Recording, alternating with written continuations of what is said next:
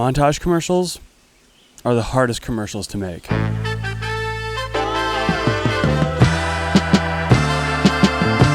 you ever thought of how many different location setups and talent you have to make a montage commercial correctly?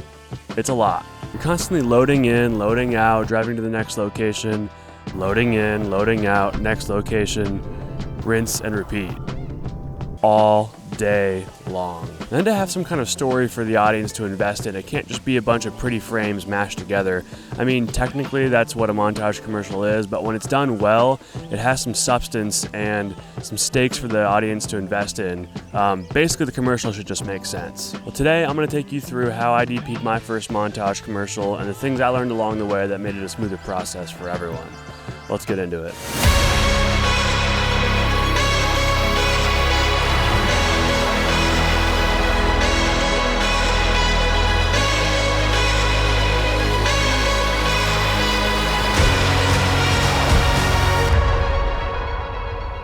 So I recently got the chance to DP a rather large montage commercial. If you don't know what a DP is, I'll tell you. It's the director of photography, and they're a film or TV production professional who manages the camera and lighting crews to create the desired visual style and mood for a production. They are responsible for the photographic aspects of a production, including the technical artistic decisions related to the image. In other words, it's the person who makes things look pretty on screen. So this project specifically was a commercial for a big church that was going to open up a school and some other things. It was nice to see a church want to make content of this caliber for once. If you know, you know. So we started out in the one and only Milanote for our pre-production. This is the best way to stay organized for large and complex shoots. The director and I started with a mess of a mood board by dumping in images that inspired us. I headed over to Shot Deck for this and started searching. No organization, just free-flowing our thoughts and ideas here. Then the director, played by me because Phil, the real director, has director things to do, he organized the mood board into story beats as a rough guideline for the video.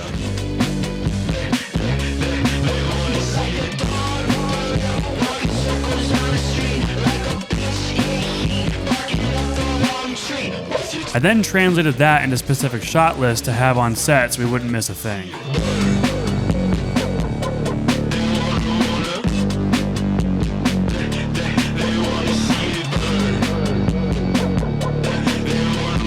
Then it was time to hand off all of that to our producer to go do producer things.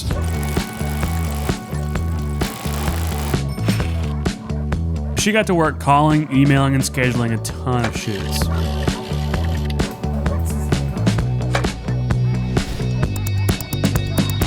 And before we knew it, we had everything ready to go for production.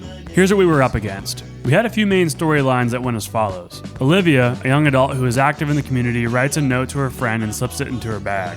Olivia's friend, who is also seen in a bunch of other scenes, receives that note and it cheers her up. Next, we have a struggling veteran who receives outreach care at his home. Then we have a struggling homeless man who receives help at a local food pantry. Then there's the elderly couple who have a date night, an anniversary party, and some other things. And then a family who you see doing everyday things together throughout the video. And lastly, a bunch of filler shots and smaller characters that help transition between these main stories. And this goes back to what I said about montage commercials not just being a bunch of pretty frames, but at least having a little bit of an underlying loose storyline.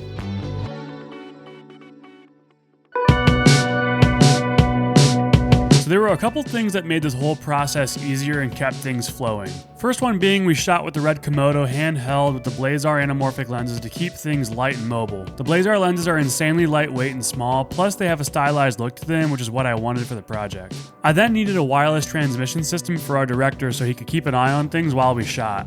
The issue is I never bought a good transmission system because they're way too expensive. Well, luckily, Shimble sent over their new wireless transmission system to try out, the TP Mini.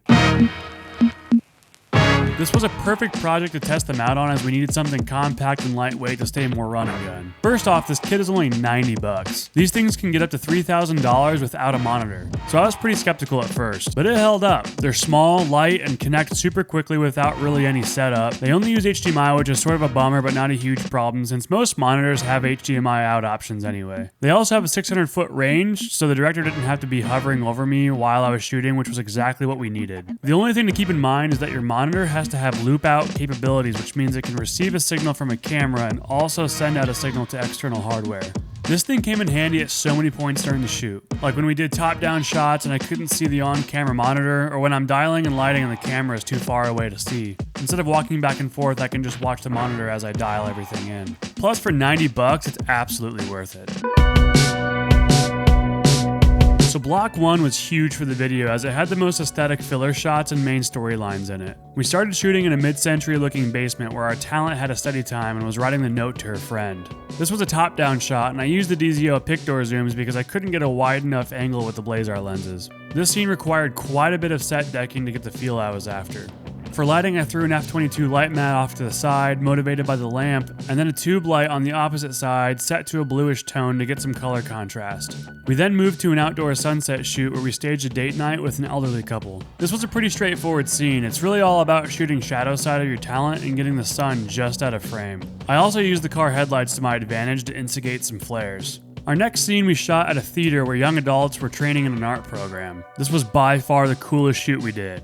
I had 2 stages with full lighting setups to play with, and I had a blast. Most of the shoot, I kept the lighting really simple and straightforward to move things along quickly, but this was the one where I could really play and get the most production value. First, we shot in the backstage makeup room where our talent was nervous and getting ready.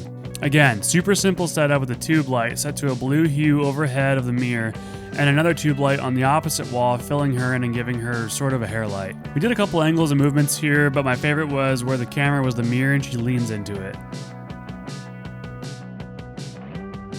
Next, we did a shot with a girl going on stage to perform, and I'll say it again, simple lighting here, an f/22 light mat overhead, and then a couple of practicals to fill in the shadows as she walks up the backstage tunnel. Once she was on stage, I wanted to do kind of a push and tilt up move as she takes in the grandeur of the theater. Here we did a warm front wash from the stage lighting to flare the lens, and I shot into the lights to keep it shadow side. Shooting on stages is kind of cheating, honestly. It makes your lighting look so amazing with no work or setups whatsoever. So if a DP shows you that's what he can do, that doesn't count. Then we had a piano setup where we turned the house lights up and made this look a little less grand, so it felt more like she was practicing on her own rather than performing for people.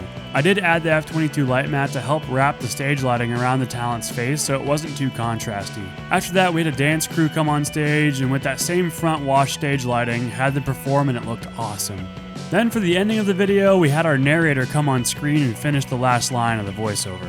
For this shot, the director wanted a slow pullback, and because we're poor and can't get a Steadicam rig, we improvised. We found a wheelchair laying around and rigged up the director's monitor onto it so he could monitor as he pulled me backwards in it. I just went handheld here and he pulled me back, and I can't say it was the smoothest rig, but I mean it worked. The lighting here was a backwash of light from the stage, a couple top-down spots, and then a 600D off to the front side of our talent as our key. And then we added a white bounce to the shadow side to raise that contrast ratio a bit. And then we just got some other angles of our talent rehearsing on stage, and that was it for the theater. The next section of scenes started back in the mid-century basement from earlier. Here we had the veteran sitting on a bed as the camera shot through a doorway. Problem is we didn't have a bed or a doorway, so I made one. I got 2 C-stands and put a flag on each of them as the edges of the door. I knew they would read black so it would sell on camera.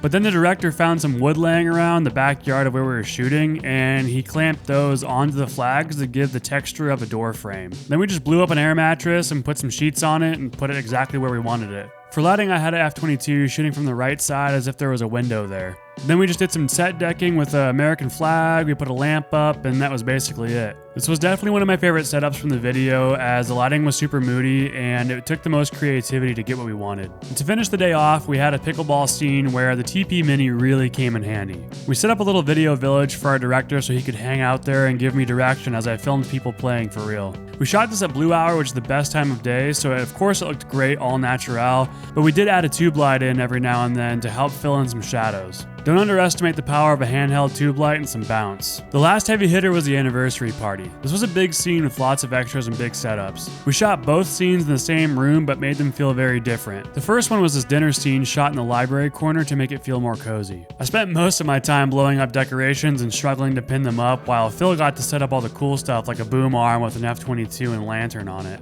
The decorations were actually pretty tough to get up correctly because I wanted some of them to be used as foreground and the ceiling decorations to hang into frame a bit, but the location didn't allow for that, so I hung things off C-stands and gobo arms to put it exactly where I wanted it. The lighting was fairly straightforward. We had the F-22 overhead and a makeshift lantern, a tube light behind our main talent as a hair light and a bookshelf highlighter, and then a couple MC lights inside the bookshelf, and of course a lot of haze. We also used a lot of flags to help block some window light from spilling into the scene. This helped make it more contrasty and darken up some shadows. Remember, it's not always about adding light, but taking away light. The next scene was the dancing scene of the party. We just swiveled around the boom arm with the F-22 and added a big 8x8 black negative to the side of the room to create some contrast. Then we relied on some good old sunshine to come through and highlight our talent. We definitely got really lucky here with the sun shooting perfectly through that back window. Granted, in pre-production, I did know that that window faced the sunset, so yeah, do your pre-production. So in between those shoots, we filmed a bunch of other filler shots and side storylines that some of them I don't have behind the scenes for, and most of it's really just not that interesting. But we got shots of a homeless man at a shelter, family playing and being together, some flag football stuff, oak trees, some other older couples sharing memories and looking through photo books, and tons of other stuff. All in all, we shot 7 days in a row, and we were able to pull off a fully original Montage commercial with no stock footage. I would say I'm pretty proud of that.